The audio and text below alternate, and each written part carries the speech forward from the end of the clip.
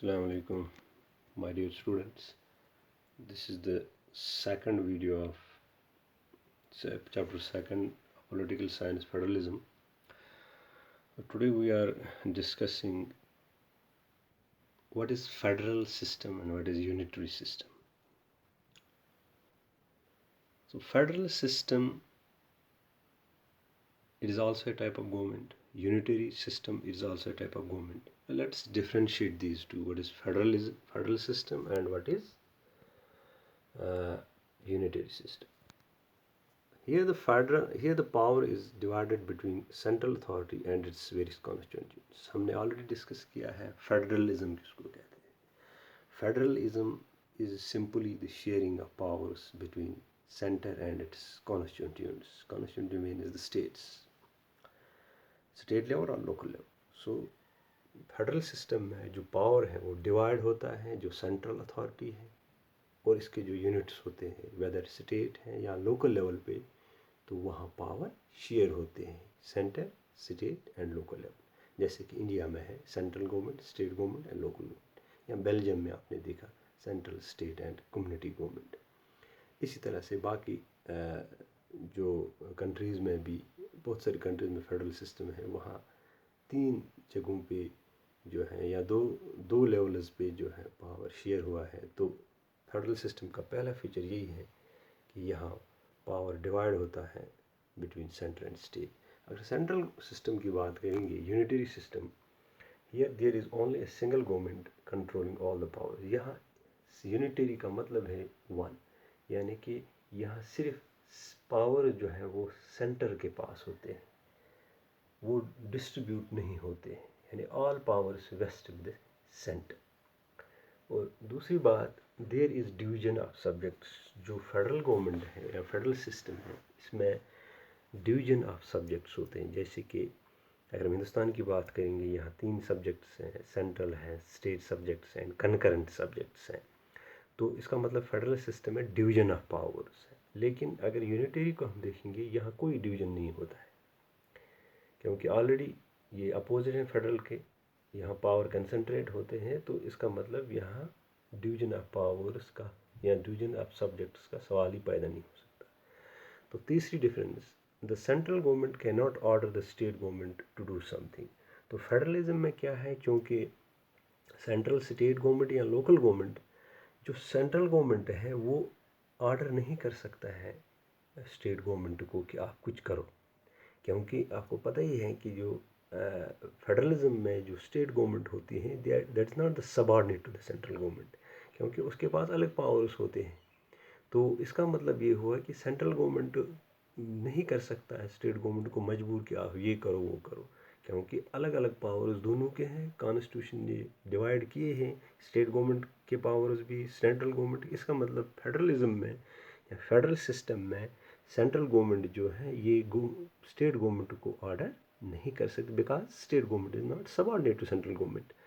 अगर यहाँ की बात करेंगे यूनिटरी में, the central government can pass on orders to the provincial और लोकल. अगर यूनिटरी सिस्टम में प्रोविंशियल हुकूमत होगी भी, यानी स्टेट हुकूमत होगी, लेकिन उनके पास कोई पावर नहीं होता है, तो सेंट्रल गवर्नमेंट उनको कोई भी ऑर्डर पास कर सकता है कि आपको ये करना है, आपको वो करना है, वो इनकार नहीं कर सकते हैं, क्योंकि वो सबऑर्डिनेट होते हैं. यूनिटरी में, यहाँ फेडरल में सबऑर्डिनेशन नहीं होती है. तो number 4, local government enjoy freedom and powers and is not answerable to the central government. जैसे कि लोकल गवर्नमेंट, स्टेट गवर्नमेंट या लोकल गवर्नमेंट जो है, यहाँ बिल्कुल फ्रीडम होती है, उसके अपने पावर्स होते हैं, उसके हदूद होते हैं. कॉन्स्टिट्यूशन ने उनको पावर्स दिए होते हैं कि आप कौन से पावर एक्सरसाइज कर सकते हो. तो इसका मतलब लोकल गवर्नमेंट जो है that can enjoy freedom and powers. It can enjoy freedom, it can enjoy powers. और ये आंसरेबल नहीं है सेंट्रल गवर्नमेंट की, ना जैसे हमने देखा, it's not subordinate, it's not answerable to central government. यहाँ कहे local government do not enjoy freedom और powers and are answerable to the central government. यहाँ लोकल गवर्नमेंट के पास पावर्स नहीं होते हैं, न कोई फ्रीडम होता है, बल्कि वो आंसरेबल होते हैं सेंट्रल गवर्नमेंट. उनको जवाब देना पड़ता है सेंट्रल गवर्नमेंट को यूनिटरी सिस्टम में. अगर हम एग्जाम्पल्स की बात करेंगे, तो एग्जाम्पल्स आपको फेडरलिज्म दिखेगा. यूएसए में आपको नज़र आएगा, इंडिया में आएगा, ऑस्ट्रेलिया में, कनाडा में, और भी बहुत सारे मुल्क हैं। लेकिन यूनिटरी सिस्टम अगर हम देखेंगे, ये इंग्लैंड में है, जापान में है, फ्रांस में है, इटाली में है, और भी बहुत सारे मुल्क। अगर हम इस डायग्राम की तरफ देखेंगे तो जो डायग्राम आपको नज़र आ रहा है, ये मैंने बीच वाला सेंट्रल गवर्नमेंट, ये स्टेट गवर्नमेंट और ये लोकल गवर्नमेंट। अब मैंने बाहर की तरफ दिखाया कि यानी जो पावर्स हैं वो शेयर हैं, सेंटर के अपने हैं, स्टेट के अपने हैं और लोकल गवर्नमेंट के अपने हैं। लेकिन अगर हम यहाँ देखेंगे, यहाँ सेंटर के पास पावर आ रहा है, यानी कि कंसंट्रेशन ऑफ पावर सेंटर है, यहाँ सारे पावर सेंटर के पास होते हैं। तो इस तरह से हमने देखा यूनिटरी और फेडरल सिस्टम में फ़र्क क्या है। फेडरल सिस्टम में there is division of powers are divided between center and its constituent units. There is no there is only single government and no sharing of powers. यहाँ division of subjects होता है, यहाँ division of subjects नहीं होता है। यहाँ जो central government हैं वो ऑर्डर नहीं कर सकती है स्टेट गवर्नमेंट को, बिकॉज स्टेट गवर्नमेंट एंजॉय कर सकती है फ्रीडम्स, पावर्स, ये सबऑर्डिनेट नहीं है। लेकिन यहाँ जो है सेंट्रल गवर्नमेंट कोई भी ऑर्डर पास कर सकता है प्रोविंशियल गवर्नमेंट या लोकल गवर्नमेंट को, because they are unable, they have no freedom और दे हैव नो पावर्स। तो एग्जांपल्स हमने देखी। फिर दो चीज़ें हैं जो फेडरल सिस्टम है। फेडरल सिस्टम की जब ये हमने डिस्कस किया अभी कि फेडरल सिस्टम जो है जिसमें डिवीजन ऑफ पावर्स होता है, इसके dual objectives, dual means two, इसके दो ऑब्जेक्टिव्स हैं।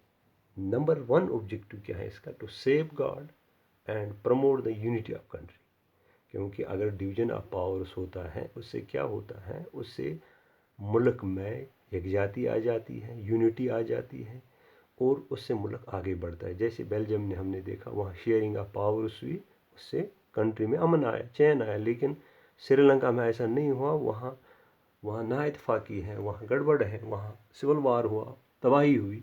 तो इसका मतलब ये हुआ कि फेडरल सिस्टम का पहला मकसद क्या है, इससे सेफ गार्ड और प्रमोट होती है यूनिट ऑफ कंट्री। एक तो कंट्री की यकजाती बचती है और उसको बढ़ावा मिलता है। दूसरा, टू अकोमोडेट रीजनल डाइवर्सिटी, क्योंकि मुल्क में बहुत सारे डाइवर्स रीजनल जो है एथनिक ग्रुप्स होते हैं या रीजनस होते हैं, जब वो मिल जाते हैं एक दूसरे के साथ, उनकी अलग अलग पावर्स होते हैं, उनकी अपनी मतलब जो है जुरिस्डिक्शन होती हैं, उनको अपनी फ्रीडम्स होती हैं, पावर्स होती हैं। तो इससे क्या है, जो रीजनल डाइवर्सिटी होती है, चाहे मजहबी, चाहे इथनिक, चाहे सोशल, जो डाइवर्सिटी हैं वो अकोमोडेट होती है, यानी सारे लोग फेडरल सिस्टम में अकोमोडेट होते हैं, उनको जगह मिलती है। तो इसका मतलब ड्यूअल सिस्टम क्या है। अब फेडरल सिस्टम के ऑब्जेक्टिव्स क्या क्या हैं, तो एक it safeguards and promote unit of country. Number second, it accommodates regional diversity. उसके बाद और एक बात हम करेंगे कि ये जो अब दो एस्पेक्ट्स हम लेंगे कि ये जो फेडरलिज्म है, इसमें आपको पता है गवर्नमेंट मुख्तलिफ लेवल्स पे होती हैं, जैसे सेंट्रल और स्टेट लेवल पे होती हैं। वो एग्री करते हैं कुछ रूल्स में, जब वो पावर शेयर करते हैं वो उनमें कुछ एग्रीमेंट होता है कि हम ये जी आप रखो, ये हम ये रखेंगे। तो इस तरह जैसे हमने देखा हमें यूनियन लिस्ट है, हमें सेंट्रल लिस्ट, हमें स्टेट लिस्ट है, उनका कनकरेंट, उसमें शेयरिंग है, उसमें पता है कि कौन सा कानून कौन बनाएगा, यानी सेंटर कौन बनाएगा, स्टेट कौन बनाएगा, दोनों कौन बना सकते हैं। यानी कि उसमें बराबर एग्रीमेंट है पावर शेयरिंग का, रूल्स भी हैं वहाँ। इसका मतलब ये हुआ कि जब वो एग्री होते हैं तो वो एक दूसरे पे ट्रस्ट करते हैं, दे ट्रस्ट ईच अदर, ताकि जो एग्रीमेंट उन्होंने किया, जो उन्होंने माहिदा किया, उस पर तो उनको अमल करना है। जब वो अमल करते हैं उससे उनके दरमियान एक यकीन बढ़ता है, एक ट्रस्ट बढ़ता है, एक दूसरे पे वो ट्रस्ट करते हैं। तो इसका मतलब है जो आइडियल फेडरल सिस्टम है, इसके दो एस्पेक्ट कहते हैं, पहलू या फीचर्स। एक तो अभी हमने देखा, जब एग्रीमेंट होता है तो सीधी सी बात है, तो म्यूचुअल ट्रस्ट होता है, तो दो स्टेट और सेंटर के दरमियान एक ट्रस्ट बढ़ता है, एक दूसरे पे यकीन कर रहे हैं, यानी म्यूचुअल ट्रस्ट बढ़ता है फेडरल सिस्टम से। और दूसरा है एग्रीमेंट टू लिव टुगेदर, और वो यकजा रहते हैं, एक दूसरे के साथ मिलजुल के रहते हैं। तो यही फेडरल सिस्टम की ब्यूटी है कि एक तो इसमें जो एग्रीमेंट होता है, एग्रीमेंट टू लिव टुगेदर, जो स्टेट करते हैं क्योंकि उसमें शेयरिंग वगैरह होती है, और दूसरी बात यह है कि वो ट्रस्ट करते हैं एक दूसरे पर। इस तरह से जो फेडरल सिस्टम है, इसमें आपने देखा अभी, इसमें यूनिटी रहती है मुल्क में, इसमें एकोमोडेशन होती है डाइवर्सिटीज़ की, और इसमें जो एस्पेक्ट्स हैं म्यूचुअल ट्रस्ट और एग्रीमेंट टू लिव टुगेदर, ये भी फुलफिल होते हैं। तो ये था फेडरल और यूनिटरी सिस्टम के बीच में जो फ़र्क है, ड्यूअल ऑब्जेक्टिव्स और आइडियल फेडरल सिस्टम के एस्पेक्ट्स क्या है।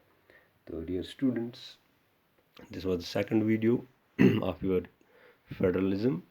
तो इंशाल्लाह इसके बाद जो आने वाला वीडियो होगा उसमें हम फीचर्स डिस्कस करेंगे, फीचर्स ऑफ फेडरलिज्म। तो फेडरलिज्म के फीचर्स डिस्कस करेंगे और भी जो आने वाले टॉपिक हैं वो भी डिस्कस करेंगे। Thank you very much.